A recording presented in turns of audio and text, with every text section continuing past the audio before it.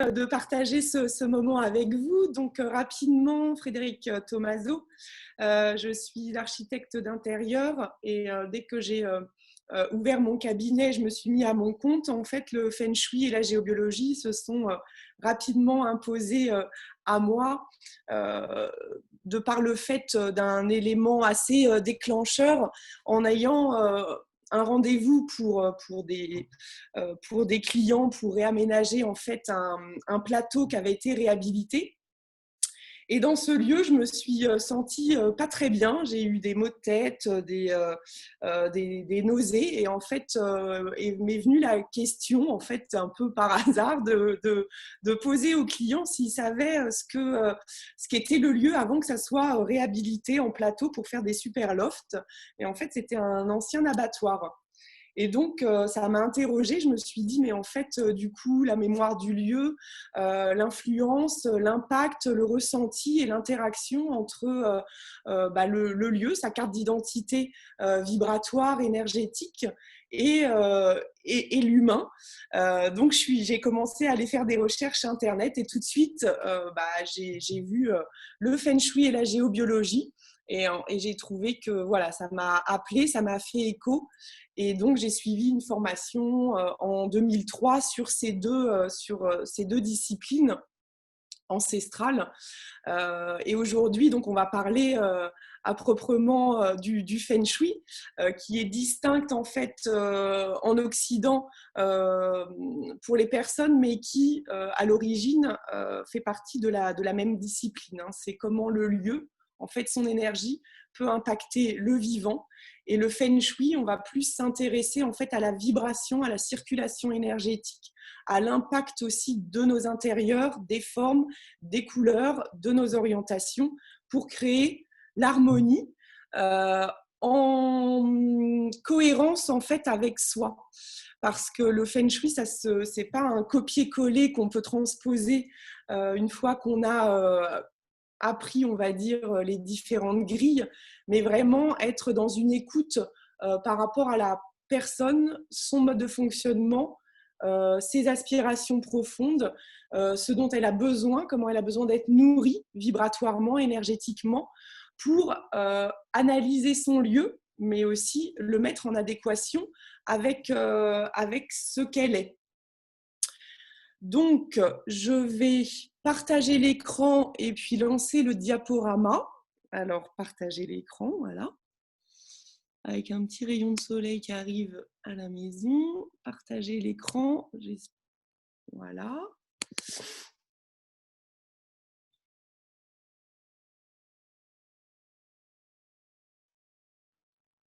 Je vais mettre... Voilà.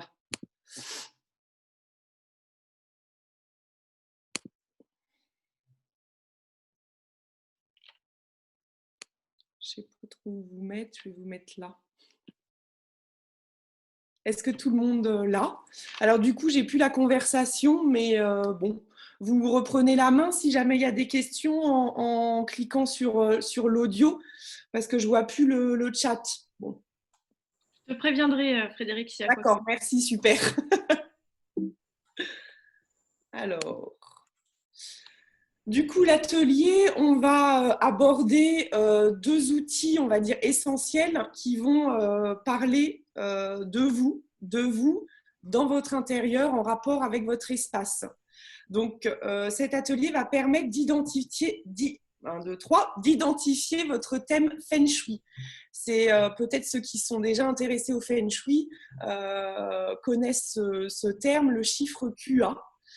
Qui va permettre de déterminer quel élément vous êtes, puisque le Feng Shui est à la base une des branches de la médecine traditionnelle chinoise. Donc, on va reprendre avec le chiffre QA pour déterminer votre élément, qui va déterminer votre énergie. Donc, les éléments en médecine traditionnelle chinoise sont le feu, la terre, le métal, l'eau et le bois. Dans un cycle d'engendrement, ou pas, mais ça on va le voir après plus en profondeur, ce qui va nous permettre en fait, après avoir déterminé votre thème Feng Shui, de pouvoir déterminer les couleurs qui vont venir vous nourrir, vous apaiser, vous ressourcer, les matières et les matériaux qui vont venir soutenir votre énergie et être bénéfiques et favorables pour vous dans votre espace de travail. Et après, nous verrons comment agencer votre espace de travail pour qu'il soit propice à votre bien-être, à votre épanouissement et à votre réussite. Et disposer votre mobilier pour bénéficier des énergies favorables. Par lequel le Feng Shui, en fait, s'est révélé, c'est la question des orientations favorables ou défavorables. Donc, le maître mot en fait du Feng Shui, c'est l'harmonie. Mais l'harmonie pour qui? Donc, avant tout, ce qui est intéressant de savoir, c'est que vous, entrepreneuse, vous avez votre espace de travail et votre espace de travail doit venir vous nourrir, vous avant tout. Puisque en Feng Shui, on parle souvent du maître des lieux. Et le maître des lieux, dans votre entreprise, dans votre business, c'est vous. Je fais une petite aparté. Le Feng Shui, à l'époque, il y a des millénaires, il était réservé à l'empereur en Chine. Et en fait, on partait d'un principe que si l'empereur bénéficiait d'un bon Feng Shui, de bonnes énergies, ça se diffusait en fait sur son peuple. Et on a transposé pour l'amener dans notre quotidien, c'est-à-dire que le maître des lieux, le pilier des lieux pour que l'entreprise et votre entreprise fonctionnent, c'est vous. Si vous bénéficiez de toutes les énergies favorables propres à vos aspirations, à votre créativité et à l'élan pour votre réussite, ça va découler sur vos collaborateurs, sur le rayonnement interne, mais aussi externe de votre entreprise. Alors, je ne sais pas s'il y a des personnes qui sont en indépendante, seule, ou si vous vous occupez aussi, vous êtes à la tête d'une entreprise et que vous avez des salariés. Ça serait intéressant aussi, moi, pour voir comment je vais diriger l'atelier. Si après, tu peux me faire un retour, Delphine, si vous pouvez mettre dans le chat si vous êtes seule ou si vous avez des collaborateurs et si vous êtes dans un bureau ou un espace qui est à l'extérieur de chez vous, si vous avez une pièce dédiée à votre travail à l'intérieur de votre maison, à l'intérieur de votre habitat. Alors, j'ai Hermine qui dit qu'elle travaille seule de chez elle. D'accord, ok. Donc, les énergies vont permettre en fait d'apporter un flux positif dans votre espace et celui de vos collaborateurs. Donc après, on verra s'il y a une majorité de personnes qui travaillent seules. J'orienterai un peu plus par là et puis après, on pourra échanger à la fin de l'atelier. Je peux te lire si tu veux, Frédéric, j'ai quelques retours. Oui. Élodie Daniel dans le 35 est indépendante chez elle. Son bureau est dans le séjour. Ok. Ségolène dans le 56, seule avec accueil de clients, pièce dédiée aux clients. Florie dans le 56 est en projet de micro-entreprise et son bureau est dans la chambre. Pascaline dans le 29 est seule dans un cabinet à l'extérieur de la maison. D'accord. Valérie dans le 29, auto-entrepreneur, seule, un cabinet chez elle, pièce dédiée, plus location d'un cabinet partagé à 3 thérapeutes. Ok. Anne-Valérie dans le 29, bureau dans une chambre d'amis chez ses parents. Elle a des salariés en micro-salariat pour le ménage notamment. Hélène dans le 35 dit « Je suis indépendante avec un bureau chez moi et… » Attends, ça a bougé. « Et je me déplace au domicile de mes clients. » Florence dans le 56, futur auto-entrepreneur en recherche de bureau à l'extérieur de son domicile. D'accord. Attends, j'ai pas fini. Tout le monde répond. Pascal dans le 29, chef de 2 entreprises cumulant 100 salariés. Ok. J'ai un bureau réservé dans mon agence. Super. Julie dans le 56, je travaille de chez moi dans une pièce dédiée pour mon réseau avec des collaborateurs. En ligne, je pense. Pascal dans le 29, je travaille également à la maison dans ma cuisine. Dominique dans le 22, indépendante, j'ai un bureau dédié chez moi, sert aussi de stockage déco. D'accord. Anaïs dans le 29, j'ai un atelier de confection dans mon salon et je travaille seule.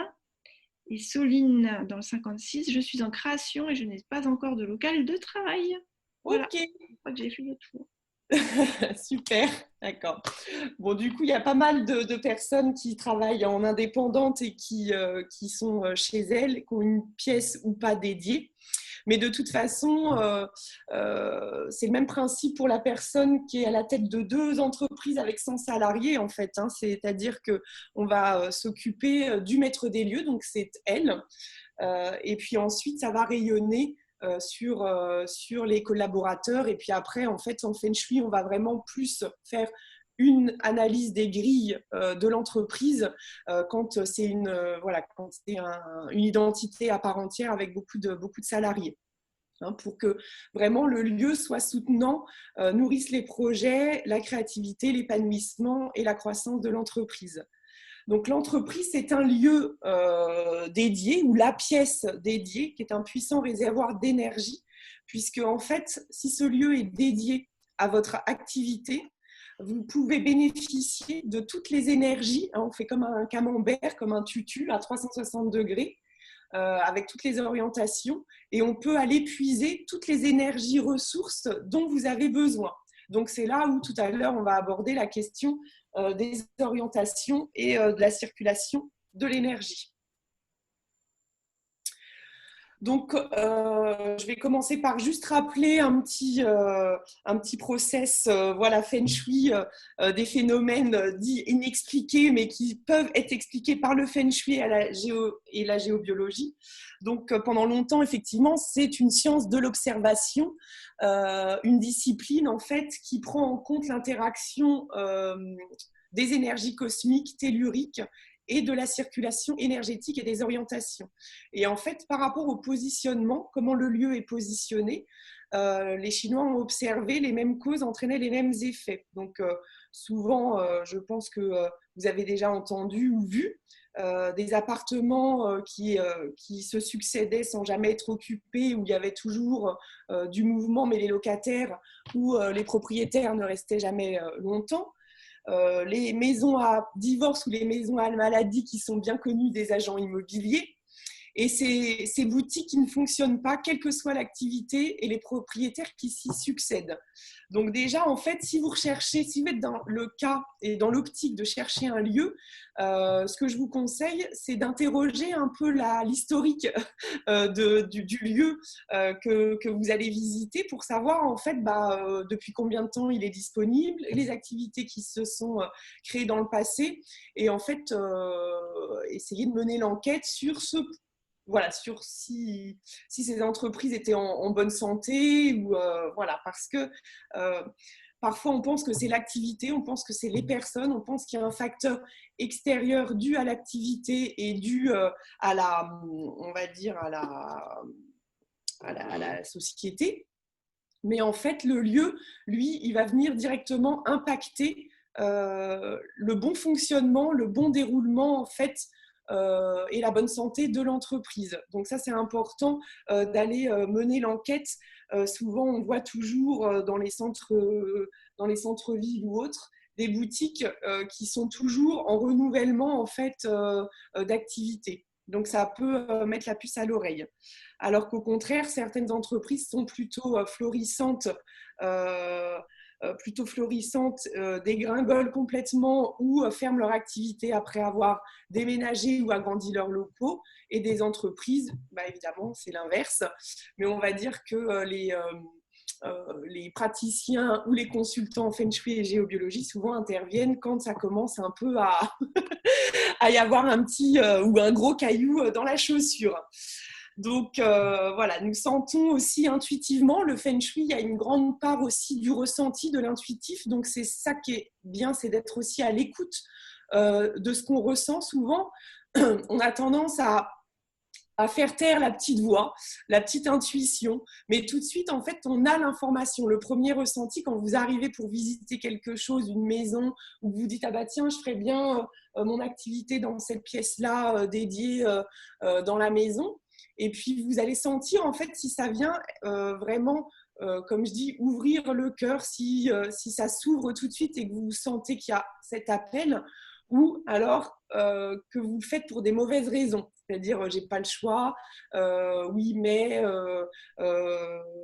je dois absolument le faire dans cette pièce-là. Mais c'est pas tellement aligné, en fait, avec ce que vous avez ressenti lors de la première visite ou lors de cette décision.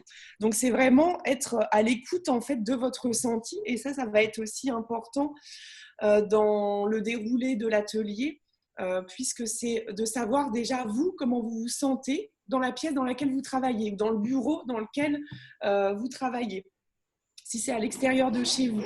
Donc, vous pouvez, en 2-3 mots, juste poser, en fait, vos ressentis, comment vous fonctionnez aussi à l'intérieur de cet espace de travail. Est-ce que ça vous demande de mobiliser énormément d'énergie ? Est-ce qu'il y a comme une forme d'inertie ou au contraire, vous êtes un petit peu trop ou dispersé, que rien n'arrive à se poser, vous avez plein d'énergie, plein d'idées, mais rien qui arrive à se canaliser et à s'inscrire, on va dire, dans la matière, à s'incarner. C'est-à-dire que ça reste plutôt dans le domaine du mental avec profusion d'idées, d'envies, d'élan, mais il n'y a rien réellement qui s'inscrit et qui s'incarne. Donc ça, vous pouvez déjà le notifier. Ça sera l'occasion d'échanger sur ça en fin d'atelier.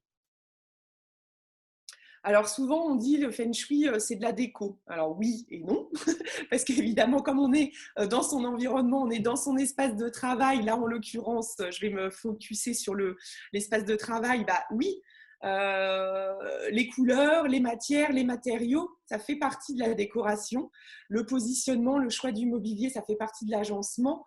Mais pas que, puisqu'on va apporter la dimension vibratoire et énergétique en fait à tout ça par rapport à votre élément.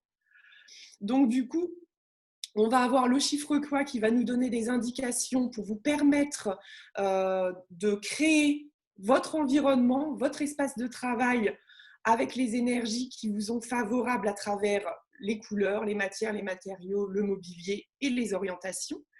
Et puis, il y a aussi le lieu, le bâti à proprement parler, l'orientation du bâtiment, quelle énergie rentre dans mon bâtiment, dans ma maison, dans ma pièce. Est-ce que ce sont des énergies qui vont m'être favorables? Quelle est moi ma place au sein de l'entreprise ou au sein de ma maison? J'ai cru entendre tout à l'heure qu'il y avait un bureau dans une chambre ou un bureau dans une cuisine. Comment en fait cette énergie-là va interagir avec moi? Est-ce que quand je suis dans ma chambre et que je dois travailler, est-ce que je m'y sens bien et est-ce que je bénéficie des énergies dites yang, donc des énergies de l'action, des énergies qui vont me permettre de mobiliser toutes les ressources pour être dans l'activité, dans l'action de mon entreprise ou pas? Parce qu'il n'y a pas de bon ni de mauvais endroit, il y a juste ce que l'énergie dégage et comment elle circule et l'information qu'elle renvoie à vous pour permettre d'être aligné avec votre type aussi d'énergie de travail. Il y a des personnes qui vont avoir besoin d'une énergie plutôt yang. Par exemple, si vous faites du marketing, de la vente en ligne, tout ce qui va permettre d'être dans l'action. Mais si vous me dites, moi, je vais créer une pièce et je vais donner des cours de yoga ou de qigong, bon, là, on ne va pas être dans la même énergie, on va être dans une énergie plus yin. Donc, la place de mon bureau et les énergies dont j'ai besoin pour mobiliser en fait mon travail, mon activité. Et est-ce que les énergies extérieures, c'est pas facile à dire, influencent favorablement ou défavorablement mon entreprise? C'est-à-dire ma maison, mon bâtiment d'entreprise, sans parler du bureau, comment il s'insère en fait dans l'espace extérieur, dans mon quartier. Est-ce que c'est plutôt bruyant? Est-ce que c'est plutôt calme? Est-ce que c'est urbain? Est-ce que c'est à la campagne? Et est-ce que toutes ces énergies-là finalement sont en interaction et en adéquation avec ce que je veux créer. Si je veux créer un centre de bien-être ou une salle de yoga, mais que je choisis un bâtiment qui est entouré de bars de nuit et de restaurants, on voit bien que l'énergie n'est pas la même chose. On va être dans une énergie de feu, alors que le yoga est plutôt une énergie intériorisée, plutôt d'intériorité, donc associée à l'élément eau et à l'élément terre, suivant, voilà. Donc, l'énergie aussi extérieure, il n'y a pas que moi, il n'y a pas que mon lieu, mais il y a l'énergie extérieure, c'est-à-dire que l'énergie qui rentre dans mon lieu, elle rentre par l'extérieur, par la bouche d'entrée, qui est souvent la porte qu'on peut retrouver dans les livres Feng Shui. Donc, ma bouche d'entrée, quelles énergies va pénétrer dans mon lieu de l'extérieur vers l'intérieur. Et puis ensuite, après, c'est une aparté en géobiologie, mais qui a son importance, parce qu'il n'y a pas de bon Feng Shui sans géobiologie. Quelle est l'histoire, la mémoire du lieu? Qu'est-ce qu'il a vécu?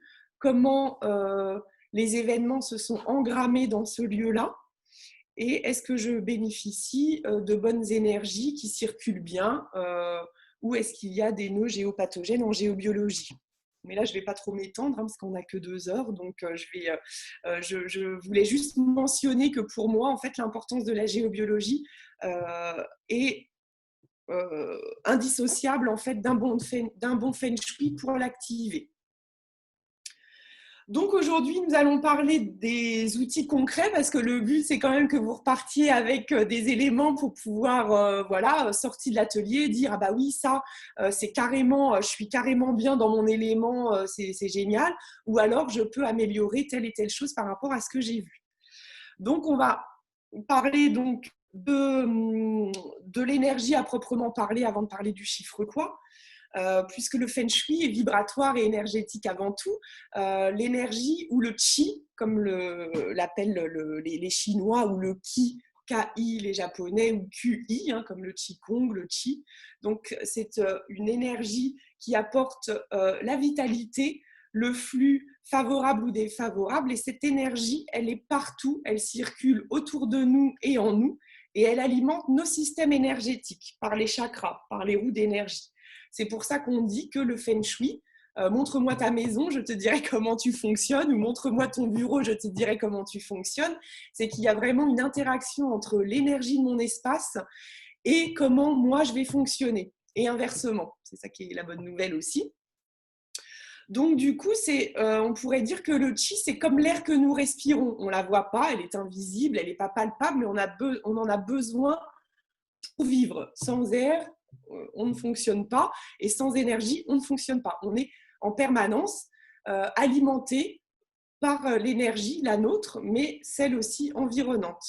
Donc, pour votre espace de bureau, c'est être attentif aux énergies qui entrent dans votre espace, qui viennent vous nourrir et le nourrir, parce que ça fonctionne sur les 2 plans, moi et mon lieu. Donc, l'énergie doit circuler avec fluidité et douceur. Celles qui s'intéressent au Feng Shui ont souvent entendu dire qu'il y avait des obstacles. Là, je vais les reprendre rapidement avant de passer au chiffre QA. Les obstacles à la bonne circulation et à l'influence du Feng Shui, ça paraît effectivement évident, mais comprendre pourquoi ça a un impact, je vais l'aborder. Tout ce qui n'est pas naturel. Vous voyez, si vous regardez, si vous allez dans la nature, vous voyez que les lignes sont plutôt sinueuses, ondulatoires, harmonieuses et rondes. Il n'y a pas d'angle saillant, il n'y a pas d'objet pointu, ou il n'y a pas de vitesse, en fait, ce qu'on appelle des autoroutes d'énergie, c'est-à-dire des grandes lignes droites. Ça, c'est l'humain qui a créé, par l'urbanisme et de par ses besoins, ces formes-là. Mais dans la nature, tout est plutôt ondulatoire et fluide. Donc, on va dire que les angles saillants, les poutres, les angles vifs, les meubles en L, les objets pointus et toutes les grandes lignes droites, les grands couloirs en fait d'énergie sont des obstacles en fait à la concentration et au bon fonctionnement de notre énergie, parce qu'ils vont avoir un impact, un angle. En fait, ça a un angle. pourrez me dire oui, bah ok, super. Mais en fait, énergétiquement, l'arête qui est physique, elle continue en fait énergétiquement et elle peut rentrer dans nos corps énergétiques venant impacter. C'est pour ça que parfois on dit de ne pas se mettre en dessous des poutres, surtout avec des angles saillants, parce que ça peut avoir un impact au niveau des maux de tête, de la fatigue. Et ben, c'est pareil pour tous les angles. Après, tout ce qui est obscur, l'énergie n'aime pas forcément ce qu'on appelle les pièces à bazar, les recoins sombres, et puis tout ce qui va être plutôt obscur, l'énergie, elle a besoin de circuler, elle a besoin d'être dynamisée. Et en fait, toutes les pièces sombres ou les endroits dits à bazar ou les recoins sombres vont amener une énergie stagnante qui, moi, quand je vais dans des lieux, peut énergétiquement se matérialiser par comme des fils ou des toiles un peu grisâtres ou comme des nuages un peu gris et gluants qui viennent se coller et s'amalgamer, créant en fait comme une espèce de chape énergétique qui empêche d'être dans son fonctionnement harmonieux et dynamique. Après, ça va être tout ce qui est trop encombré, le désordre, qui crée de la surcharge de l'espace, mais la surcharge aussi mentale. Donc, ces énergies défavorables sont à l'origine de malaises, maladies et dysfonctionnements. Alors après, ça, c'est des points, on va dire, généraux. Si vous fonctionnez bien dans un bureau à bazar et que c'est le bazar sur votre bureau, mais que vous, ça vous rassure et vous fonctionnez comme ça et que tout va bien comme ça, ça ne sert à rien de changer. Comme je dis toujours, le Feng Shui, en fait, c'est fait pour venir apporter des outils, des clés pour modifier, en fait, s'il y a quelque chose qui dysfonctionne. Mais chaque personne a un fonctionnement propre. Il n'y a pas quelque chose de bien, il n'y a pas quelque chose de mal. Il y a quelque chose qui vous est propre à vous. Et si tout est OK comme ça, eh ben c'est OK. Ça ne sert à rien de tout chambouler. Hein, ça, c'est très important. Et c'est pour ça que je nomme énergie favorable ou défavorable, parce qu'il n'y a pas d'énergie qui soit négative. Voilà. Je fais un peu attention à l'heure. Alors, les énergies dites défavorables. Là, je vous en ai mis quelques exemples pour que ça soit plus parlant pour vous. Sur l'image, alors je ne sais pas comment vous allez la voir, gauche ou droite. Bref, ce couloir, en fait, où on voit une baie vitrée tout au fond du couloir et 2 chaises au niveau du bureau, hein, dans le couloir. Bon, alors, ça, c'est une autoroute d'énergie. Alors, il est fort à parier que les personnes soit ne se mettent jamais sur ce bureau, soit n'arrivent pas à se concentrer parce que les personnes vont être positionnées dans une vraie autoroute énergétique. Donc, du coup, qui n'est pas du tout favorable à la concentration et au bon fonctionnement, en fait, pour canaliser des énergies, pour travailler sur le bureau ou sur l'ordinateur. Soit à la droite, soit à la gauche, bah, vous voyez un bureau qui est vraiment, vraiment très, très, très encombré, là, pour le coup. Donc, pareil, hein, par analogie, l'encombrement mental, je ne sais pas comment la personne peut s'y retrouver, mais si ça fonctionne, tant mieux pour elle. Mais si ça ne fonctionne pas, bah, il y aura peut-être besoin d'alléger tout ça. Et puis, la photo du milieu, on le verra quand on parlera du positionnement et de votre positionnement au niveau des 5 animaux symboliques. Donc déjà, on voit que sur le côté, il y a des angles qui vont renvoyer énergétiquement ce que les Chinois appellent des charchis, c'est-à-dire des flèches empoisonnées. J'ai mon étagère, elle a un angle, mais de cet angle-là, ce qu'on appelle les ondes de forme, va continuer en fait la ligne énergétique. Et suivant là où ça me renvoie à des niveaux en fait du corps, si je reste positionnée effectivement 8 heures au bureau, ça ne va pas être le même impact que si j'y reste 30 minutes juste pour consulter mes mails, hein, il en va de soi. Mais du coup, ça va pouvoir impacter au fur et à mesure les corps énergétiques de la personne et créer en fait des fuites énergétiques impactant le bon fonctionnement et l'harmonie et la vitalité de la personne. Et sur la photo du milieu, on voit aussi que la personne est face à un mur. Alors, on verra que parfois, on n'a pas le choix. Donc là, on peut appliquer des remèdes Feng Shui. Mais en fait, que le bon positionnement serait à l'inverse, parce que en face d'un mur, on est en face d'un mur, et je l'expliquerai un peu plus en détail quand on verra les 5 animaux symboliques. Donc là, je vous ai mis des exemples. Alors, c'est beau, c'est design, ça peut être déco, mais tout pareil, en fait. Le bureau avec, alors soit à gauche, soit à droite, avec une super ligne design, bah, on voit bien, je ne sais pas vous, mais d'un premier instinct, que moi, je n'aurais pas envie d'y passer des heures à travailler, et qu'il renvoie en fait des flèches empoisonnées, des charchis, des flèches énergétiques au niveau du corps de la personne qui peut être assise en face du bureau. Le bureau dans un placard, bah, par analogie, ça se passe de commentaires, mais en fait, je conçois qu'en décoration intérieure ou en aménagement des espaces, on cherche aussi à optimiser les espaces. Donc, je dirais que ce bureau-là, il est sympa pour aller lire 3 mails et puis en envoyer, mais pas pour travailler pendant 8 heures, hein, puisque travailler dans un placard, je ne sais pas ce que ça vous évoque, mais moi, ça ne m'évoque pas la pleine aspiration et le plein épanouissement. Et puis, la photo du haut, eh ben, c'est pareil, on le reverra au niveau des 5 animaux, mais c'est positionné en fait à l'inverse d'un bon positionnement en termes feng shui. Frédéric, Oui. Il y a une question de Anne-Valérie qui dit Oui. il y a des angles partout sur tous nos meubles, comment contrecarrer les attaques? Il y a des angles partout. Alors, il y a du mobilier où il y a des angles qui sont adoucis, hein, plutôt ronds. Et puis après, en fait, en feng shui, on part d'un principe que tout ce qui ne se voit pas n'existe pas. Donc, sur les angles saillants, soit des cloisons, soit de grands linéaires d'étagères, on peut mettre, vous savez, maintenant des super petites guirlandes assez sympas, déco en papier japonais ou autre, ou essayer d'adoucir en fait les lignes. Mais après, comme je dis toujours, ça dépend en fait où ces lignes sont placées. Si elles sont placées à 3 mètres de vos corps énergétiques ou de vous, je dirais que ça a moins d'impact que si tout de suite on a la table du bureau, je monte un peu mes mains, qui est au niveau du ventre, et que là vous avez vraiment un angle saillant et que vous êtes proche, en fait, ça va venir vraiment couper dans votre aura et dans vos corps énergétiques. Si, comme je ne sais pas, on le voit derrière moi, bon, il y a des angles. Moi, j'ai mis des petites boules lumineuses, voilà, pour adoucir, des guirlandes. Mais si c'est à 3 ou 4 mètres, ça a moins d'impact. Hein, c'est vraiment essayer d'adoucir.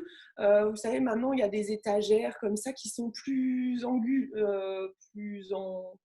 ne vais pas trouver le mot, en angle adouci, hein, ce qu'on appelle en architecture, voilà, des angles adoucis. Est-ce que ça répond? Je pense. Super. Alors, on va passer au chiffre quoi. Donc, bon, peut-être qu'il y en a qui s'intéressent depuis un petit moment au Feng Shui, donc ils l'auront certainement calculé. Donc, le chiffre quoi, on va voir que c'est un élément, un outil indispensable pour connaître votre élément qui va déterminer votre énergie. Et l'énergie qui va vous nourrir, vous apaiser ou vous détruire, entre guillemets. On a le cycle destructif, mais pas de panique. Hein. Les Chinois ont toujours, ont toujours assez des mots voilà, comme flèche empoisonnée et autres.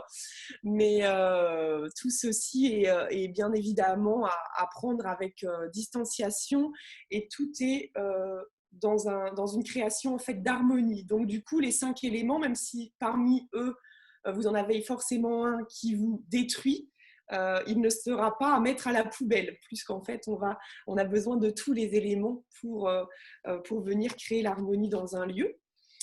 Le chiffre quoi va déterminer donc nos couleurs, les matières, les matériaux qu'on va pouvoir utiliser au sein de notre espace, et savoir quelles sont nos orientations favorables et défavorables. Et donc ainsi analyser votre espace professionnel, votre pièce, et voir si c'est en adéquation avec votre élément.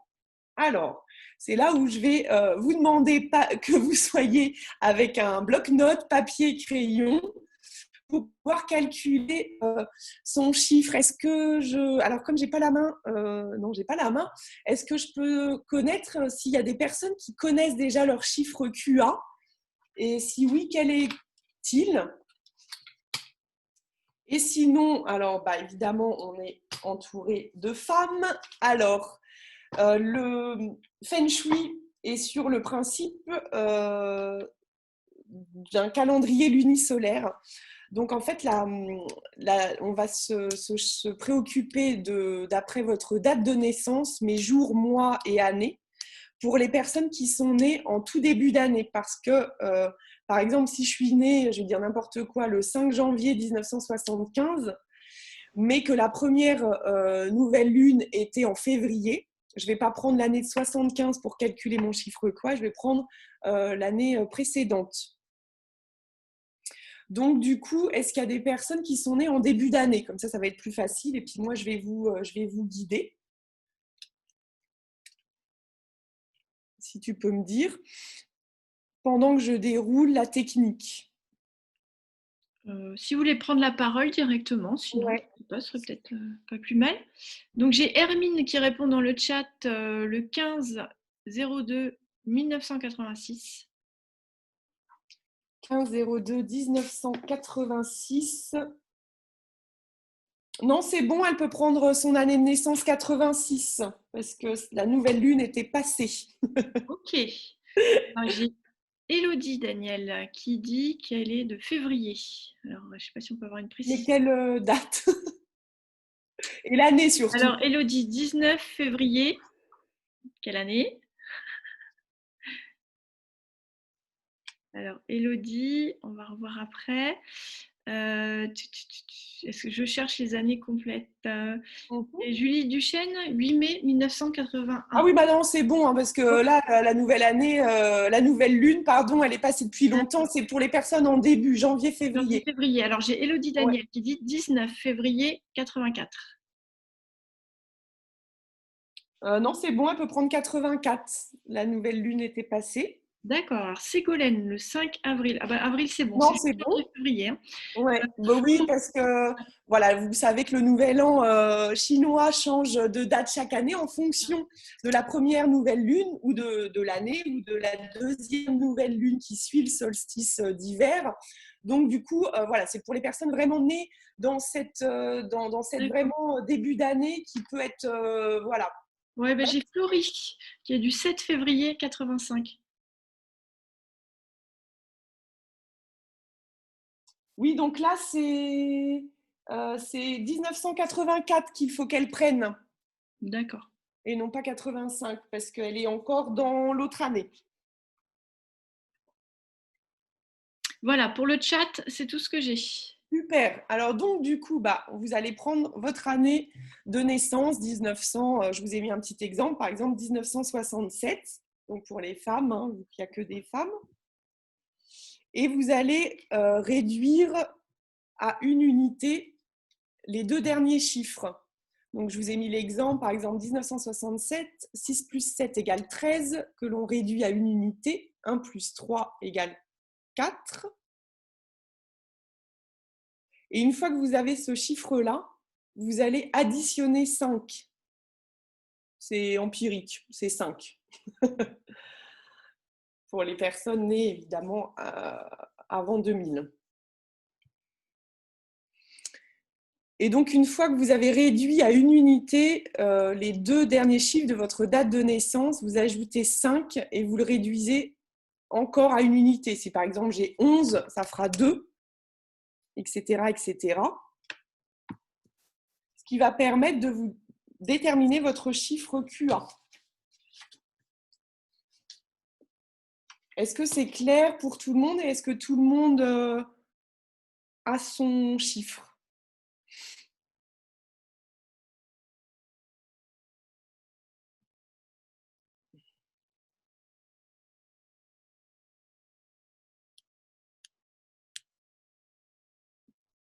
Est-ce que ça... J'ai des oui dans le chat. Ok. Personne n'est perdu à ce niveau-là. Bon. C'est bon, les consignes étaient claires. Génial, super. Donc, parfait. Je pourrais vous renvoyer, si ça vous intéresse, par mail le process pour, si vous voulez calculer celui de votre compagnon, vos enfants, vos filles. Mais je ne vais pas trop m'étendre puisque nous ne sommes que des femmes et que c'est le maître des lieux du bureau qui nous intéresse. Donc, c'est vous qui êtes avec moi aujourd'hui. Donc, une fois que nous avons ce chiffre, je vais vous indiquer en fait de quel élément vous êtes. Alors, je vais commencer par le 1. Donc, s'il y a des personnes qui sont chiffre QA1, vous êtes de l'élément eau. Après, je vais prendre le chiffre QA. Alors, est-ce qu'il y a, oui, il y a des personnes qui sont 5 en chiffre QA? Oui, il y en a. Oui. Alors, le 5 n'existant pas, puisque c'est le centre en fait du carré magique, donc, qui est une autre grille d'analyse Feng Shui. Pour les femmes, ça va se transformer en numéro 8, qui est aussi un chiffre terre. Donc, s'il y a des 5 femmes, vous prenez le 8.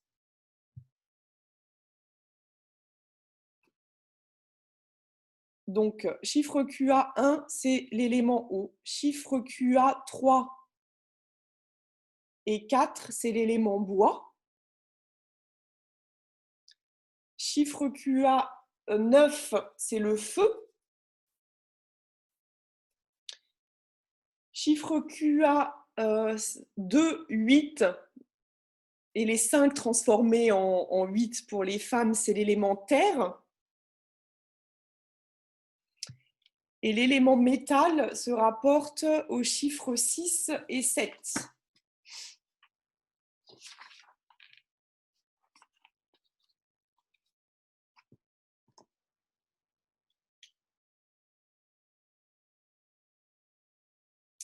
Donc, si tout le monde a son élément, vous voyez en face de vous les roues et le fonctionnement et l'impact en fait de ces éléments entre eux. Donc, le cycle constructif, on va partir d'un principe que le feu vient nourrir la terre. Donc, l'élément feu vient nourrir la terre. L'élément terre nourrit l'élément métal. Le métal nourrit l'élément eau. Et l'eau nourrit le bois, et le bois, le feu. Si je prends ce cycle constructif, donc ce cycle d'engendrement qui tourne dans le sens des aiguilles d'une montre, et à l'inverse, en sens anti-horaire, ça va être le cycle d'apaisement. Donc le feu va apaiser le bois va apaiser l'eau va apaiser le métal va apaiser la terre, et la terre va apaiser le feu. Et il y a un troisième cycle qui est le cycle destructif. Donc, vous voyez les flèches rouges. Si vous prenez par exemple le feu est détruit par l'eau. Le feu détruit le métal détruit le bois, et le bois détruit la terre.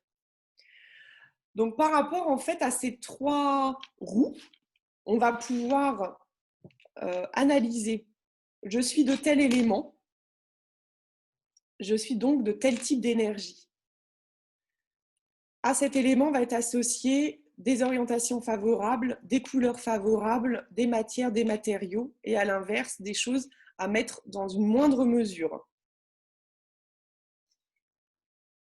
Je connais l'élément qui vient me nourrir, donc si j'ai besoin d'être dans un espace où en ce moment, par exemple, je me sens peut-être un petit peu plus épuisée que d'habitude, je manque un peu d'énergie parce que c'est la rentrée, voilà, on rentre quand même dans l'automne, donc dans une énergie plus yin, donc j'ai besoin de mobiliser des énergies qui vont venir me nourrir. Donc je sais que par rapport à l'élément que je suis, l'élément qui me précède est l'élément qui me nourrit. Si je suis feu, par exemple, et que je me sens un petit peu en baisse de tonus et que j'ai besoin de mobiliser des énergies nourrissantes et dynamisantes, je vais m'appuyer sur l'élément bois pour venir utiliser des couleurs, des matières, des matériaux qui vont venir me nourrir. Donc, si je suis bois, je vais utiliser l'eau pour me nourrir. Si je suis eau, le métal. Si je suis métal, de l'élément terre. Et si je suis terre, de l'élément feu.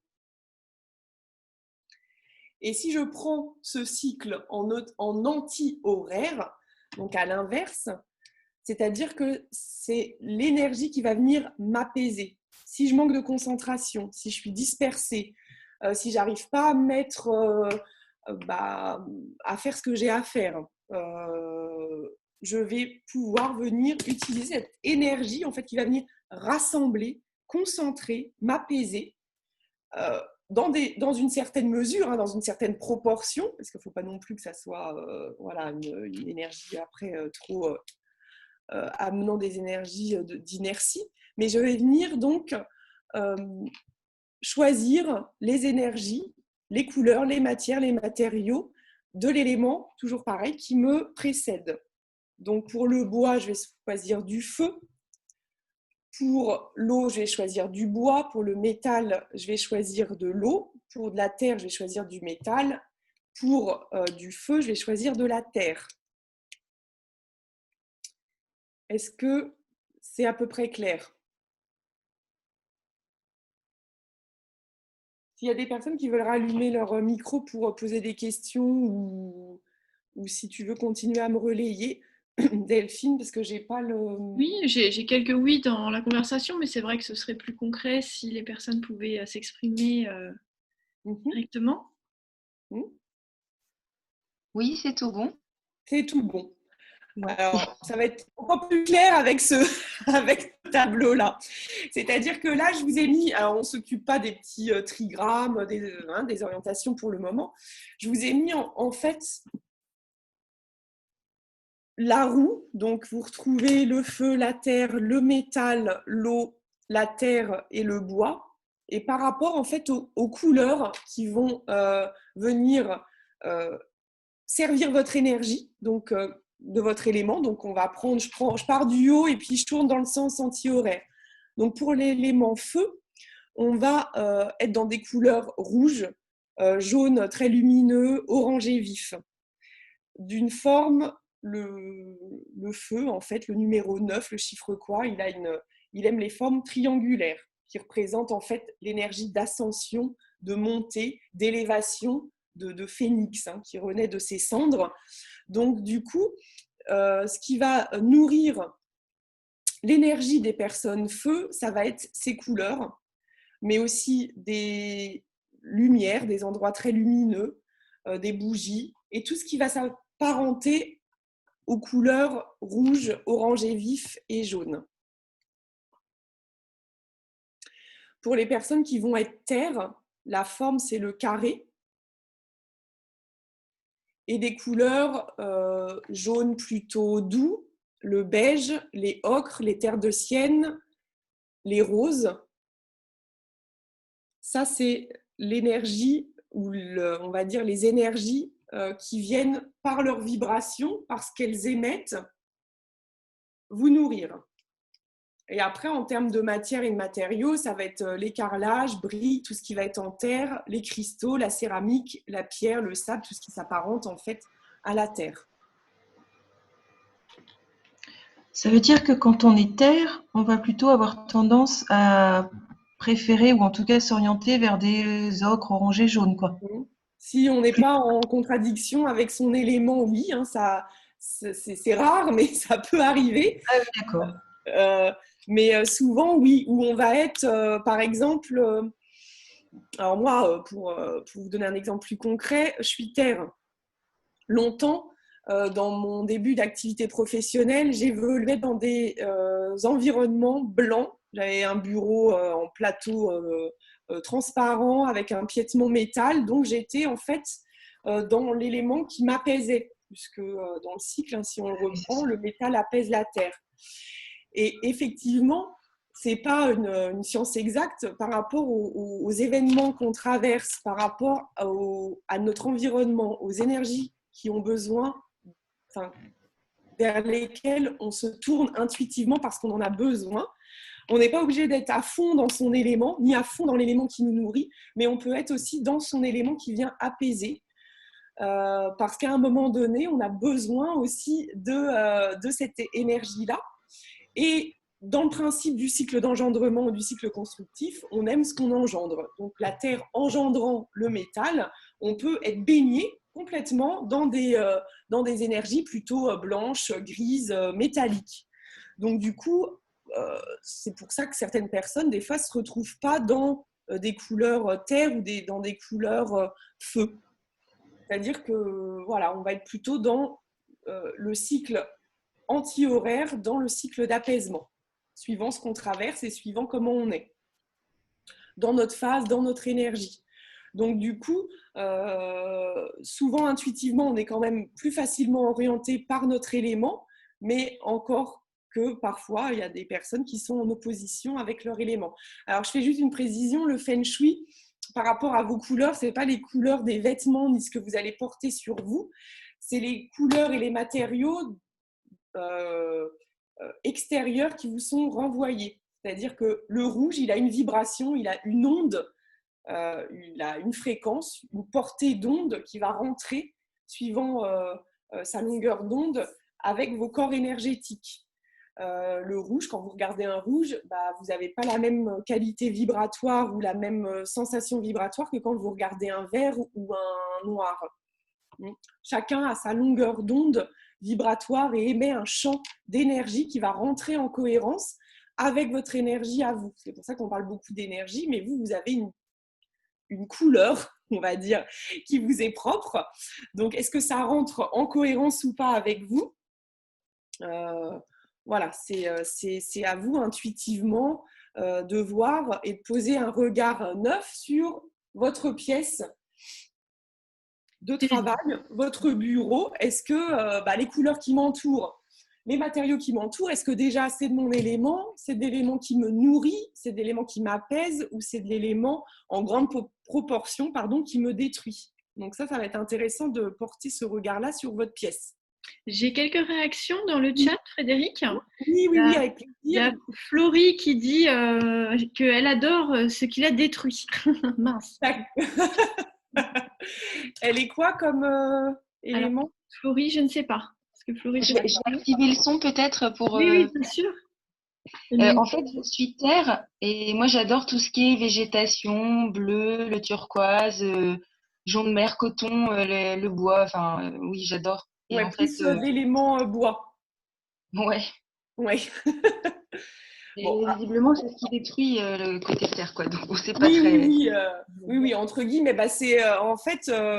Après, c'est une énergie qui comme je dis souvent, même quand on rentre dans son orientation complètement défavorable, ce qu'on appelle le soleil noir, ou qu'on est entouré de l'élément en fait qui nous, entre guillemets, nous détruit, ça vient en fait parler en fait de soi, et donc l'analyse serait poussée à pourquoi déjà, quel environnement, peut-être que ça vient contrecarrer ou épuiser quelque chose qui dans l'environnement extérieur, dans le bâtiment, vient créer en fait l'harmonie d'un trop plein de je sais pas moi, de feu ou de métal, et qui n'a pas lieu d'être pour vos aspirations profondes ou pour votre énergie. Donc après, en fait, là, moi, je donne des clés. Le Feng Shui, c'est quand même un domaine de terrain dans le ressenti du lieu et dans l'analyse. Mais effectivement, il y a tellement de choses qui rentrent en ligne de compte que là, moi, je me poserais plutôt la question, en fait, si je ne mets pas un peu d'éléments qui viennent, alors détruire, j'aime pas le mot, mais qui viennent…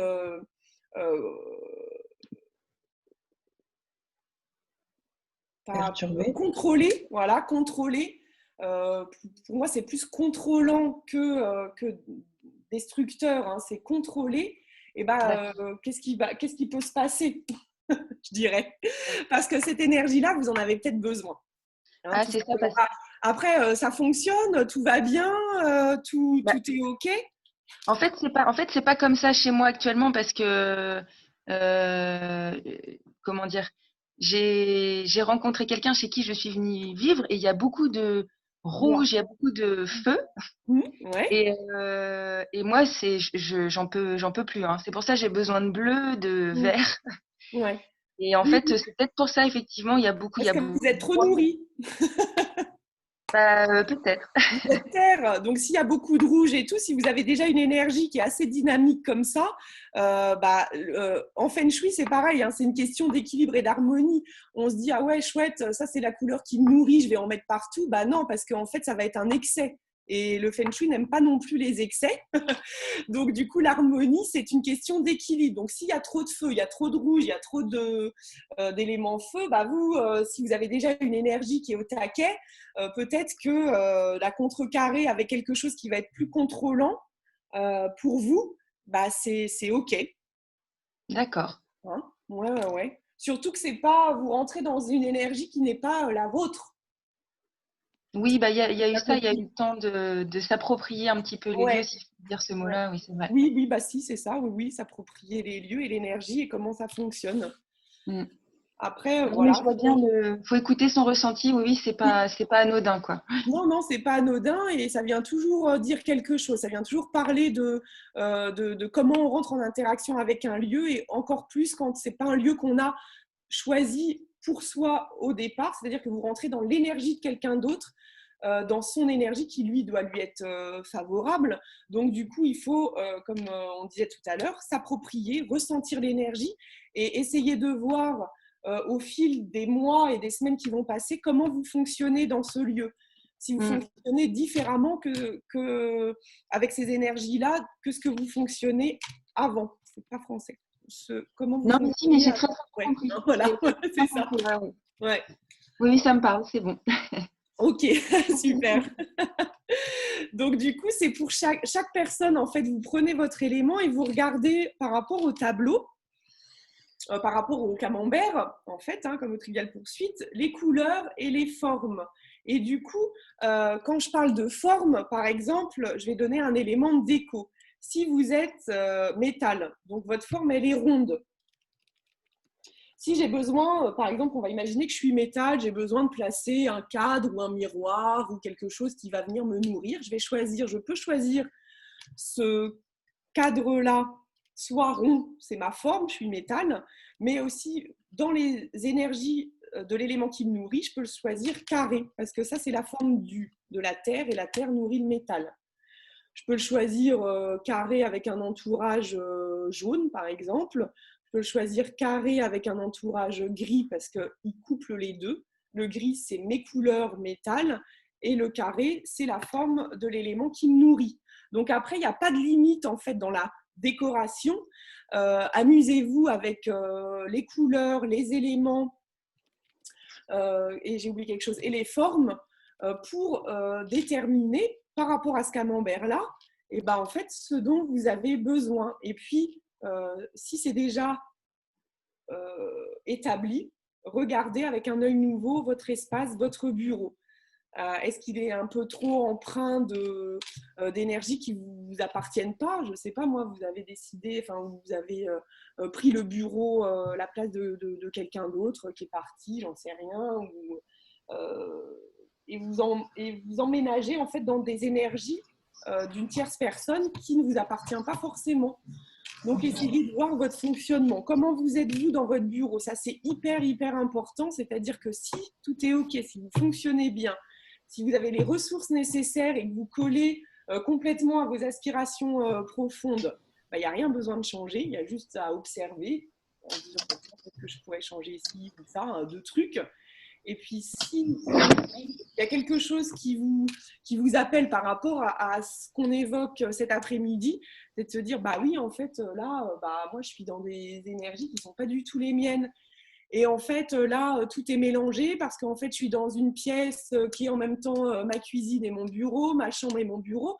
Mais mon bureau, moi, pour dormir, j'ai besoin, je sais pas moi, d'un bleu clair qui va venir m'apaiser. Mais le bleu clair, il n'est peut-être pas forcément la couleur qu'il vous faut pour être dans l'action. Donc du coup, forcément, quand vous vous retrouvez dans cette pièce-là, je sais pas, y a tout qui vous dévie en fait de l'action ou mobiliser les bonnes ressources pour passer à l'action et pour être pleinement dans votre créativité, dans votre création, dans votre bébé, quoi, dans ce que vous voulez porter à bien dans votre projet ou aller vers l'extérieur aussi. Hein. Donc, ça, c'est intéressant de poser ce regard-là, de prendre 5 minutes, hein, ça ne dure pas longtemps, hein, vous posez dans votre centre, au centre de votre pièce et vous écoutez en fait les premiers ressentis qui vous viennent et comment vous vous sentez. J'avais une question, Frédéric. Oui. Donc moi, je suis en élémentaire, parce que là, je réfléchis par rapport à... Parce que là, on fait rénover une maison par rapport à la pièce que je vais avoir, parce que là, je suis en location, donc je n'ai pas eu le choix, on va dire, de la couleur de la pièce dans laquelle je suis, et je me rends compte que finalement, ce n'est pas l'élément qui me nourrit. Oui. Je dirais même plutôt qu'il me détruit. D'accord. Donc en fait, dans l'idéal, quand tu mets en fait par exemple les couleurs, je vois c'est ocre, orange, jaune. C'est-à-dire que si je dois aménager mon bureau, il faudrait que je choisisse en gros soit les couleurs qui me correspondent par rapport à la terre, ou bien celles qui me nourrissent, ou bien c'est plus le côté constructif. Par exemple, moi, c'est le feu qui me construit. Alors oui, dans ce qui te nourrit. Oui, dans ce qui me nourrit. Ouais. Alors donc, merci pour la question parce que ça me permet de rebondir sur une chose que j'ai peut-être pas notifiée, c'est-à-dire que en proportion, dans les couleurs et dans les matières, en grande, on va dire, il y a la loi des 3 proportions en Feng Shui. En proportion majoritaire, c'est de l'élément. Donc la terre, ça peut être des jaunes, des beiges, des roses poudrées. Mais après, dans tous les camailleux qui existent, hein, vous voyez bien les nuanciers de peinture, hein, c'est vraiment dans tous les camailleux que ces couleurs dans lesquelles ces couleurs peuvent exister. Et après, on va mettre une proportion de l'élément qui vient me nourrir, si j'ai besoin d'être nourrie par rapport à ce que je ressens dans mon énergie. Et après, des petites proportions, moyennes proportions de ce qui m'apaise, et par touche de déco, style, on va dire, lampe, coussin, rideau, enfin, vous voyez, hein, un truc très subtil, un peu des autres éléments et une pointe de ce qui me détruit. Parce qu'il faut que tous les éléments soient en cohabitation pour créer en fait ce cycle d'engendrement. Hein. C'est-à-dire qu'il ne faut pas qu'il y ait trop d'excès de votre... il ne faut pas qu'il y ait un élément qui manque en fait, mais souvent c'est rarement le cas. Hein. Intuitivement, on est quand même dans cette roue de cycle constructif où il y a les 5 éléments. Mais du coup, dans une maison, il peut y avoir plusieurs habitants. La pièce que vous allez dédier dans votre maison, dans votre habitation, qui est réservée à votre espace professionnel, c'est vous le pilier et le maître du lieu, c'est votre énergie, c'est votre élément. Donc oui, pour répondre à la question, plutôt dans les beiges, ocre, terre de sienne, avec tous les camailleux que ça comporte. Ok, merci. Avec plaisir. Et après, si on ne peut pas trop jouer sur les peintures, on peut jouer sur la déco, hein, et les couleurs, voilà. Parfois, on ne peut pas faire ce qu'on veut, hein, surtout quand on est en location. Bon, voilà. Donc, est-ce que ça va pour Ouais. tout le monde? Je vais juste reprendre parce que l'eau, c'est un peu particulier. S'il y a des personnes qui sont eau, c'est associé en fait au miroir, aux parois transparentes et aux formes ondulatoires, à l'image de l'eau, qui est parfois pas forcément très claire. Et le bois, c'est plutôt les formes rectangulaires. Ok. Donc, alors, si j'ai bien compris, par exemple, quand on est terre, vous m'entendez? Oui. Si j'ai bien compris, en fait, quand on est terre, moi je suis terre en 8, donc il faut en majorité de terre, du métal pour apaiser, du feu pour nourrir, et une pointe quand même de bois, un peu de bois et, un peu d'eau. D'accord. Ok. Et encore là, je le répète, suivant l'énergie que vous êtes actuellement. Moi, je ne sais pas vous, mais souvent, le ménage de printemps, il sert aussi à ça. On a envie de tout bazarder, de tout refaire. Il y a des changements énergétiques, il y a des passages énergétiques qui sont en résonance avec ce que l'on ressent, ou parfois on a besoin d'être plus dans des énergies de cocooning, d'apaisement. Donc là, autant dire que, par exemple, l'énergie qui nourrit, si c'est le feu, on ne va pas tellement être axé là-dessus, mais on a plutôt besoin d'énergies qui vont nous englober, venir nous chouchouter, donc on sera plutôt dans les énergies d'apaisement. Donc souvent, on a aussi envie de changer notre déco et souvent, ça correspond à des changements de vie, à des changements de cycle en lien avec ce qui s'opère suivant les saisons et les cycles de l'année. Et c'est aussi, enfin, je ne sais pas comment tu le pratiques, mais je me suis intéressée au QA aussi. Et moi, je l'ai appris que tous les 15 ans, on change d'énergie, en fait.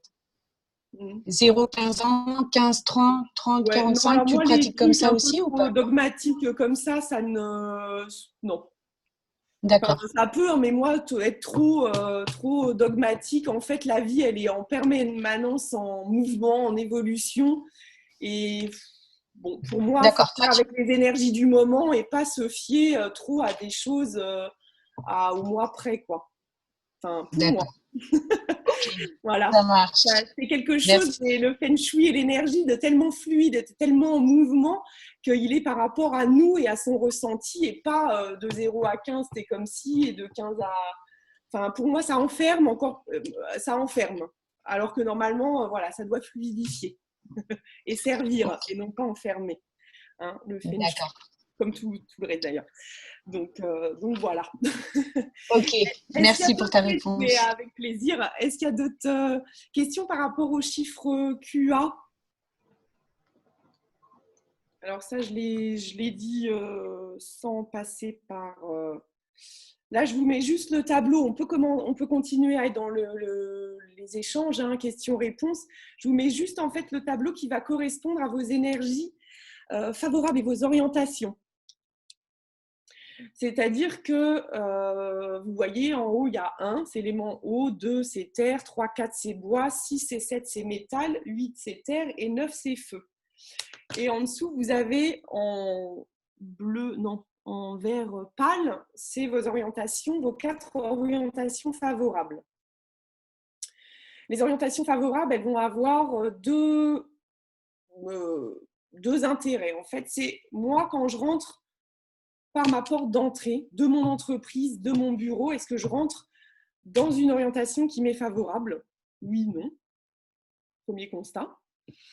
Et dans ma pièce, mon bureau, est-ce que je fais face, là, comme voilà, vous me voyez, je suis à mon bureau et je regarde par là, est-ce que je fais face à des énergies qui sont favorables? Et en règle générale, pour le travail, on peut prendre la première, la dernière, et qu'est-ce que j'ai dit? Une des 4, c'est bien. Et les relations. Hein, parce que vous voyez marqué relation, amour. En fait, là, dans l'amour, c'est quand on va faire une grille d'analyse dans l'habitat. Mais dans le domaine professionnel, on va s'orienter au relationnel. Comment, en fait, je vais être orientée pour mobiliser l'énergie qui va m'être favorable par rapport à une de mes 4 orientations favorables. Hein, l'orientation est importante en Feng Shui parce qu'en fait, par rapport à la boussole, par rapport aux orientations, on peut mobiliser en fait ce camembert à 360 degrés qui est par rapport aux 8 orientations, les 4 cardinales et les 4 semi-cardinales. Et moi, j'ai le choix de m'orienter et de tourner comme un tutu au centre de ma pièce et de me mettre face à une direction qui m'est favorable. Donc, c'est toujours l'orientation, c'est moi, je me positionne là où je regarde, là est l'orientation favorable. C'est-à-dire que j'ai ma boussole et je regarde vers une de mes 4 orientations. Ça, c'est vous par rapport à votre bureau. Ou, je dis bureau, mais je ne sais pas, si vous travaillez dans votre canapé, c'est comment vous êtes positionné quand vous êtes assis dans votre canapé, vers quelle orientation vous vous orientez. Et je dirais que là encore, c'est hyper intuitif. Hein. Si vous avez l'occasion, par exemple, d'arriver, vous avez réservé, vous êtes 10 à vous retrouver au restaurant, vous arrivez dans les premières, vous allez choisir l'orientation intuitivement par rapport à votre ressenti, la place qui vous est favorable par rapport à votre orientation. Donc, pour le bureau, en règle générale, c'est pareil. On se met dans les bonnes dispositions. Là, c'est décortiqué par rapport au Feng Shui et ça peut être un outil supplémentaire pour venir activer les bons flux, mais souvent, c'est plutôt intuitif. Alors, je dirais que par rapport au tableau, je ne vais pas trop m'attarder sur les 4 orientations défavorables, puisque vous connaissez les 4 favorables, il suffit de s'y mettre, puisqu'on a le choix de se positionner. Et si on n'a pas le choix, on verra qu'il y a quelque chose qui prime avant tout. C'est les 5 animaux symboliques. Je dirais que c'est d'être vigilant à la dernière ligne. Comme les Chinois adorent les mots qui font peur, c'est perte totale, qu'on appelle aussi soleil noir. Donc là, en fait, c'est pas, voilà, ça peut amener effectivement perte totale, mais je dirais que c'est d'éviter au maximum d'avoir une porte d'entrée, la bouche d'entrée de l'énergie pour votre lieu qui s'oriente dans cette orientation de perte totale et vous de vous positionner dans cette orientation-là. Donc, c'est simple, hein. Si vous êtes haut, c'est le sud-ouest, 2, c'est le nord, 3, c'est l'ouest, 4, c'est nord-est, 6, c'est le sud, le 7, c'est l'est, le 8, c'est le sud-est et le 9, c'est le nord-ouest. Juste une petite question. Quand tu parles de la porte d'entrée, c'est-à-dire que moi, par exemple, qui suis 8, il ne faut pas être sud-est pour la porte d'entrée.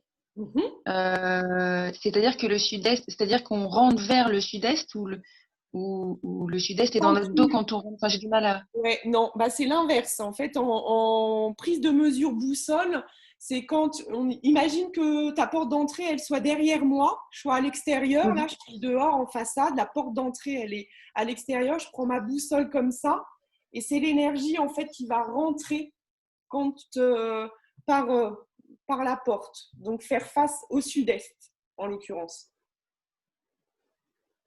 Ah, désolée, je n'arrive pas à visualiser le sens. Quand ta porte est dans ton dos et que tu regardes, donc imagine, dehors. Voilà, dehors, tu ne dois pas être face au sud-est. Ah, bon, déjà, pas de bol. C'est dans ce sens-là, la porte. Je suis pas sûre d'avoir compris non plus, mais. Ouais, alors les mesures boussole, c'est des grilles d'analyse très précises, très spécifiques.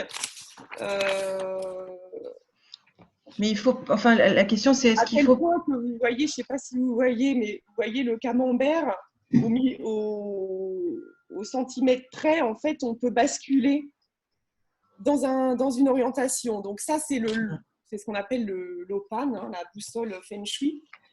Donc, bon, je vais pas trop m'éterniser là-dessus parce que la prise de mesure boussole, les boussoles, c'est quand même assez compliqué, surtout pour la mesure de la porte d'entrée. Je dirais que pour votre espace de travail, en fait, quand vous êtes à votre bureau, que vous regardez en fait vers vous, quelle est la direction, et vous en choisissez une qui est parmi vos 4 orientations favorables, si c'est possible. Parce que ça, l'orientation favorable, c'est la cerise sur le gâteau. Oui, parce que justement, moi personnellement, mon bureau, justement, il est sud-est et je suis 8. Donc, pourtant, je pourrais le changer, mais ça paraît compliqué dans la circulation après si je dois le bouger. Donc, ouais. Bon. Mais alors, ce qui privilégie avant tout, et ça me permet de faire la transition, c'est les 5 animaux symboliques. L'orientation, si vous ne pouvez pas avoir votre 4 orientations favorables, l'idée, ce n'est pas de se mettre dans le soleil noir non plus, mais en fait, ce qui va primer avant tout, je ne sais pas si vous voyez bien avec le petit truc que j'ai là, je vais le mettre comme ça, ce qui est à privilégier avant tout, c'est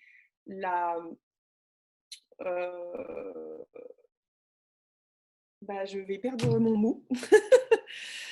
Je ne vais pas le retrouver, c'est la porte d'entrée, par où l'énergie rentre. Quand vous êtes à votre bureau, vous devez avoir face à vous, vous devez avoir la mise en sécurité de tout ce qui rentre dans votre bureau.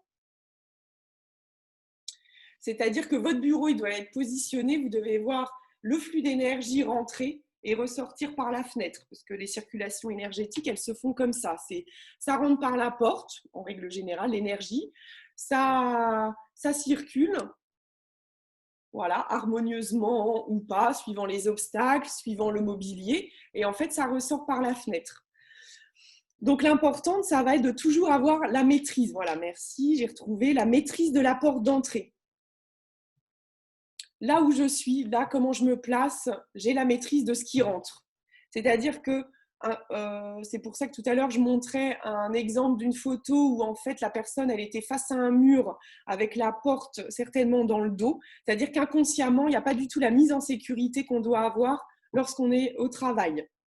Et c'est pour ça que les Chinois ont répertorié à leur image et à leur symbolique avec les 5 animaux symboliques, qui est le premier, qui est la tortue. Donc, c'est le besoin de protection et de se sentir en sécurité. C'est-à-dire que ça nous donne l'assurance et la stabilité dont on a besoin en fait, pour se sentir protégé. Donc, souvent, ça va être mur derrière soi et l'ouverture devant. Donc, en fait, souvent, par manque de place, j'ai pas le choix, par ceci, par cela, en fait, on colle le bureau contre un mur, on se retrouve face à un mur. Et sur l'arrière, on est on va dire en insécurité consciente ou inconsciente. Hein. Ça, après, peu importe. Mais je dirais que vous avez votre pièce. Ce qui va privilégier avant tout, c'est je peux voir, j'ai la maîtrise de la porte d'entrée, je peux voir tout ce qui peut entrer dans mon bureau. C'est mon espace, c'est mon intérieur, c'est mon énergie. Et en fait, il faut que je puisse maîtriser en fait, les allées et venues et laisser entrer aussi quand c'est le moment. Hein. Le côté ma place, je mets mes limites en tant que chef d'entreprise. C'est pas un, comment on appelle ça, oh, je vais pas trouver le mot. Un moulin? Oui, c'est ça. Merci. C'est pas un moulin. Donc du coup, je me sens protégée, excusez-moi, par ma tortue qui est derrière, qui est mon mur, qui est, je sais pas moi, un mur végétal, enfin peu importe, quelque chose qui amène la sécurité. Donc c'est un mur plein, c'est pas un mur en verre en règle générale. Les murs en verre, ils laissent passer l'énergie. Donc souvent, c'est source en fait de manque de concentration. Pour avoir en fait devant moi quelque chose d'ouvert. Je n'ai pas un mur devant moi, j'ai quelque chose d'ouvert, ce qu'on appelle le phénix. C'est la mise en place de projets, c'est comment je suis perçue, je vais aller de l'avant. J'ai tout le champ des possibles qui s'ouvre à moi et en face de moi. Et donc, ça ouvre sur l'horizon. Et donc, en face, c'est dégagé. Voilà, c'est pas bouché par un mur. Sinon, on peut appliquer des remèdes si jamais c'était le cas pour vous. Donc, derrière moi, j'ai la tortue, sécurité. Devant moi, j'ai le phénix ouvert, c'est l'horizon, c'est tout le champ des possibles. Sur ma gauche, à moi, hein, donc moi, où je me positionne, tous les 4 autres animaux se positionnent. Si je me mets comme ça, je vais changer de tortue, je vais changer de phénix. Hein, d'accord ? C'est vous c'est par rapport à vous qu'on détermine les 4 animaux. Sur ma gauche, donc sur votre gauche, c'est l'action, c'est l'énergie yang, c'est l'énergie de type masculine, c'est la réussite. Et il se trouve qu'il est toujours plus haut que mon côté droit, que le tigre, en fait, qu'on va voir, la force, l'intuition, l'énergie féminine. C'est-à-dire que, je ne sais pas, j'ai par exemple une plante, un éclairage, un meuble bibliothèque sur ma gauche qui est plus haut qu'un petit meuble, une petite plante ou une desserte sur ma droite. Tout ça, ça va en fait inconsciemment venir équilibrer les énergies yin et yang. J'ai besoin pour mon bureau, pour mon business, d'être dans des énergies d'action, d'être dans des énergies de type masculine.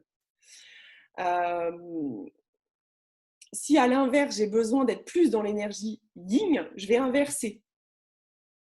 Mais majoritairement, quand on est plutôt à son compte, qu'on a besoin de mobiliser des ressources, on a besoin d'être dans l'énergie d'action. Donc, on va avoir toujours un dragon, donc une décoration, un mobilier, quelque chose qui va venir être en équilibre en fait par rapport à mon côté gauche et mon côté droit. Le principe masculin et le principe féminin, toujours par rapport à là où je me place, puisque vous, moi, nous sommes le 5e animal, nous sommes le serpent, c'est-à-dire l'adaptabilité, la flexibilité, et je suis en mouvement, je suis mobile. C'est-à-dire que demain, je change de place, je change de bureau. Par rapport à mon positionnement, là où je suis, devant moi se trouvera le phénix, derrière moi la tortue, sur ma gauche le dragon et sur ma droite le tigre. Donc les 4 animaux se positionnent toujours par rapport au 5e, c'est-à-dire vous, le serpent. Et le serpent, il doit avoir toujours la maîtrise de ce qui rentre dans son espace. Jamais être pris par surprise. Donc du coup, ne jamais avoir le dos tourné à la porte. Dans le principe idéal, on va dire. Et après avoir positionné ces 5 animaux, si vous pouvez vous mettre dans une de vos 4 orientations favorables, c'est la cerise sur le gâteau. Je vais prendre, alors je ne sais pas s'il y a des personnes qui ont assisté à la conférence que j'avais faite, mais je vais reprendre un exemple qui est assez parlant, même si c'est le type d'énergie féminine masculine. Vous voyez l'avenue des Champs-Élysées à Paris, elle est en pente ou en côte, hein, peu importe où on la prend. Elle est comme ça, il y a l'Arc de Triomphe en haut et la Concorde en bas. Il y a ce trottoir-là et ce trottoir-là. Sur ce trottoir-là, les grandes enseignes qui font appel au Feng Shui pour s'implanter ne s'y sont pas trompées, de type Sephora, le siège de Chanel, sur le trottoir, où en fait, si je me mets dans le sens des voitures, que j'ai les boutiques qui sont derrière mon dos, que j'ai l'Arc de Triomphe qui est en haut et la Concorde en bas, je vais avoir mon côté droit, donc mon côté tigre, plus haut que mon côté yang, que mon énergie masculine, que mon côté dragon. Est-ce que vous êtes toutes d'accord sur le principe de l'avenue des Champs-Élysées? Et bien, si vous analysez les boutiques qui sont de ce côté-là, avec un yin plus haut que le dragon, que le yang, que le masculin, ce sont des boutiques de bijoux, de parfumerie, de vêtements, essentiellement pour attirer une clientèle de type féminine, yin. Si à l'inverse, je change de trottoir, je traverse, et donc par opposition, je vais me retrouver avec un dragon super fort, puisque là, c'est mon Arc de Triomphe qui est à ma gauche et la Concorde qui est à ma droite. J'ai un yang et un dragon donc plus haut que le yin, que mon énergie féminine et que le tigre. De ce côté-ci, majoritairement, sont situés les magasins, le magasin là, de foot là, du PSG, les restaurants, l'énergie feu, et les showrooms de voitures. Donc, énergie yang, type énergie masculine. Donc, bon, tout ça parce que cette avenue-là, en fait, elle est très parlante. Même si Citroën s'est mis du côté yin, mais peut-être qu'il avait envie de développer ces nouvelles voitures plus pour cibler une énergie féminine. Mais en tout cas, on voit bien que l'énergie masculine, elle est pratiquement que d'un côté, et l'énergie féminine, qui va attirer une clientèle féminine, va être d'un côté. Et en fait, les grandes enseignes ne s'y trompent pas. Si vous voulez regarder un principe Feng Shui qui fonctionne à tous les coups, c'est Sephora. Sephora, en fait, tous ces magasins sont implantés d'un point de vue Feng Shui. Alors, pour lui, pour le business, pour que ça fonctionne, évidemment. Alors, c'est pas pour ça qu'à l'intérieur, voilà, on s'y sent forcément bien de par la géobiologie et autres, mais d'un point de vue business, dans cet état d'esprit de je veux attirer tel type de clientèle, je me positionne par rapport à un dragon et un tigre, ça fonctionne pratiquement à tous les coups. Et vous, ça va être important aussi de savoir, en fait, si vous sentez, alors pas en déséquilibre, mais effectivement d'avoir besoin de mobiliser des énergies, parce qu'en fait, le Feng Shui, c'est vibratoire, et ça parle en fait au conscient et à l'inconscient. C'est-à-dire que même si vous dites ouais, super, un truc plus haut que l'autre, bon, je vois pas ce que ça va changer, et ben inconsciemment, en fait, ça rééquilibre les énergies puisque mon environnement est en interaction avec mon microcosme avec moi. Donc, si moi, je suis alignée, je suis en équilibre, je sais que mon fonctionnement, il est basé sur un type d'énergie yang. Mais au contraire, que j'ai trop de yang, que j'arrive pas à être à l'écoute de mon intuition, qui me permettrait de trouver cette force, cette énergie peut-être plus douce pour faire passer ma communication, ou peu importe. Bah, peut-être que si je rééquilibrais peut-être le côté trop yang, trop action, j'arriverais à équilibrer ça en moi et à utiliser et à prendre, à mobiliser ces ressources-là qui me permettraient de développer ce que j'ai envie là dans l'instant, c'est-à-dire être un peu moins dans le yang et un peu plus dans le yin, ou un peu plus dans le yin et un peu moins dans le yang. Je crois que j'ai répété la même chose, enfin vous inversez, vous voyez. Hein. Donc, dans un espace de travail, voilà, c'est le positionnement, il y a les orientations, mais il y a aussi les animaux symboliques. Peu importe l'orientation de votre porte d'entrée, de votre maison, vous avez une pièce, un bureau, et les animaux se positionnent par rapport à vous. Ça va ? Oui, j'attends personne. Bon. Il y avait quelques questions dans le chat. C'est assez mais moi, je suis fan des questions, sinon je me sens un peu seule pour interagir. Non, mais juste, tu me dis si tu préfères y répondre maintenant ou plus tard pour pas que ce soit trop long, parce que si, voilà. J'avais une question, enfin, c'est une question bête, mais j'en sais rien. Mais là, donc, quand on a les 5 animaux, dont nous, on est le serpent, ça veut dire qu'en gros, dans notre environnement de travail, il faut qu'on ait en fait la représentation de ces animaux, c'est bien ça ? Non, regarde, mince, attends.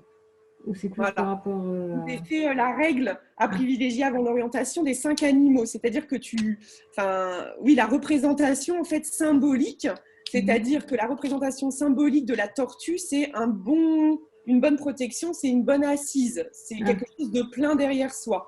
Tu vois là sur le petit croquis, le bureau, elle a son fauteuil et derrière il y a un mur plein avec ce qu'on appelle mon feng shui, voilà, les fondations, les personnes avec lesquelles elle veut s'entourer, ce qu'il a construit, voilà, les fondations. Devant, il n'y a rien, c'est dégagé.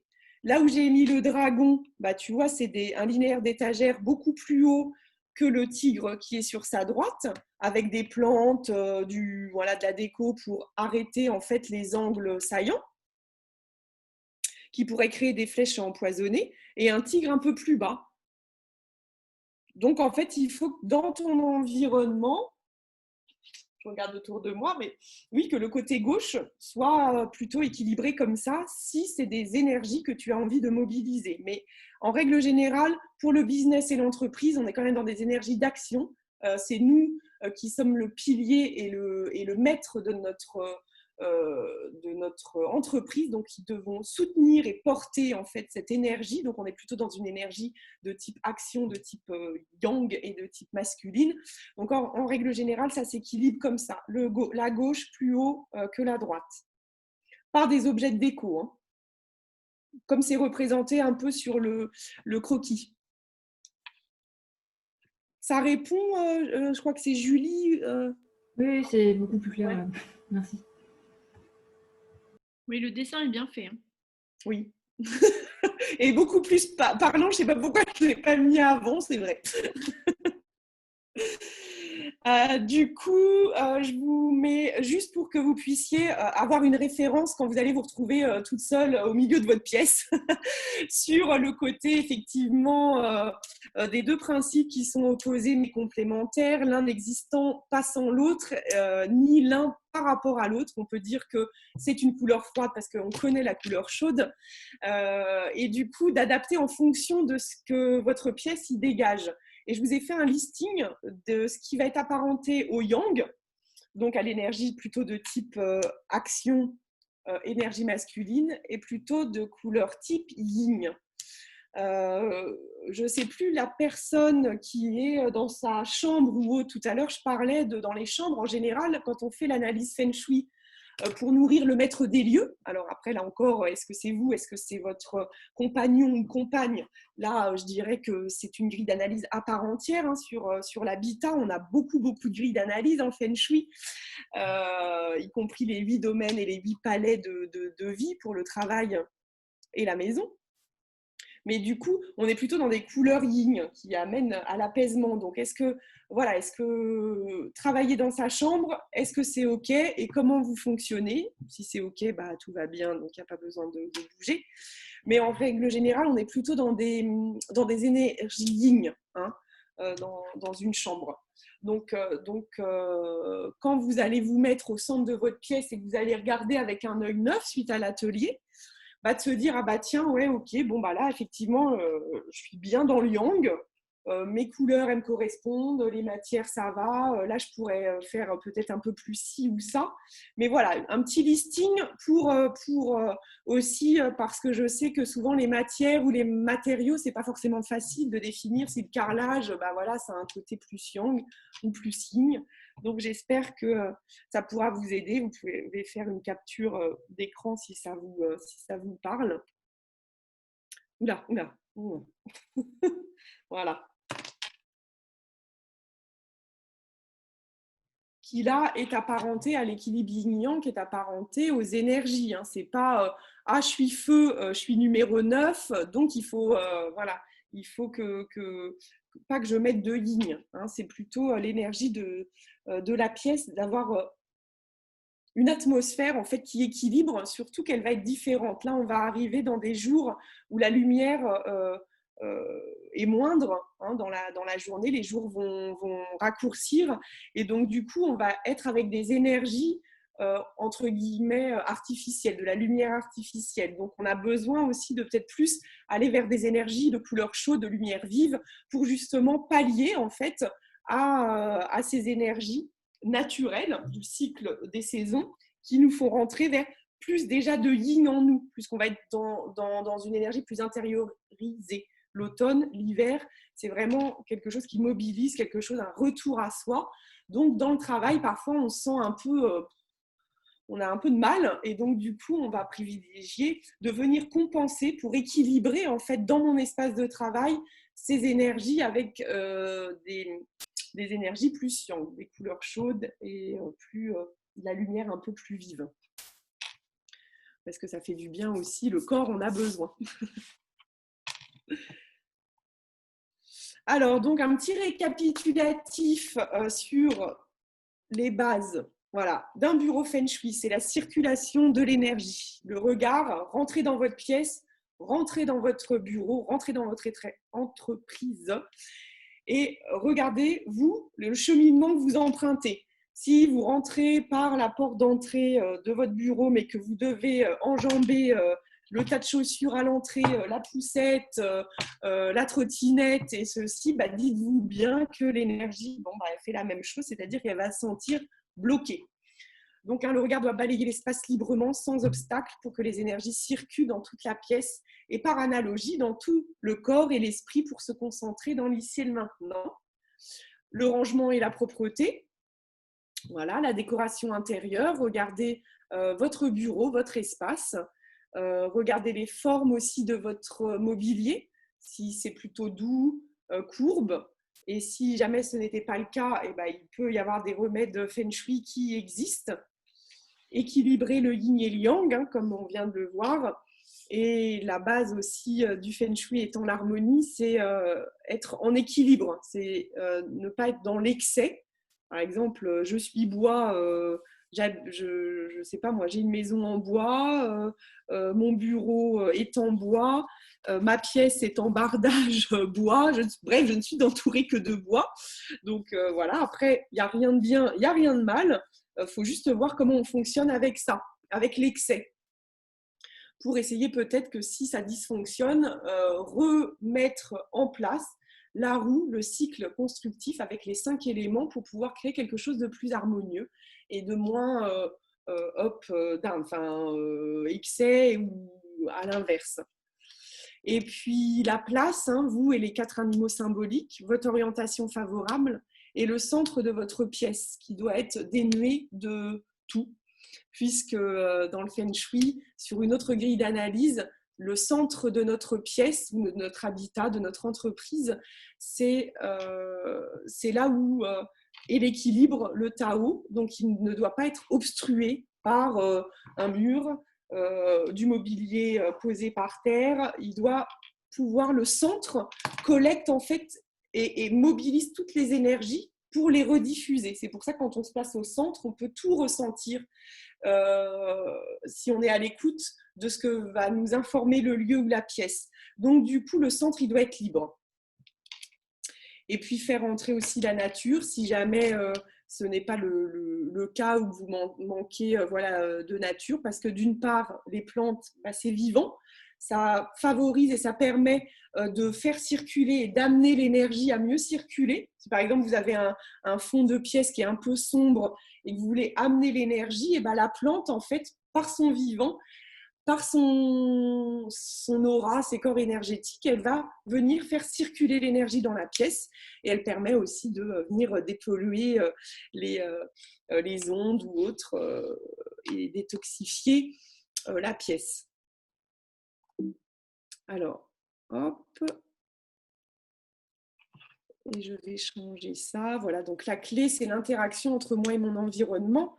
Il n'y a pas de choses anodines en fait en Feng Shui, c'est-à-dire qu'à partir du moment où on modifie des choses, ça va avoir une interaction avec soi. Donc, s'écouter, le faire quand on en ressent l'envie, le besoin, et le faire à son tempo. C'est pas la peine de tout, de tout virer et de tout changer si jamais, pour se faire violence. C'est vraiment à votre rythme.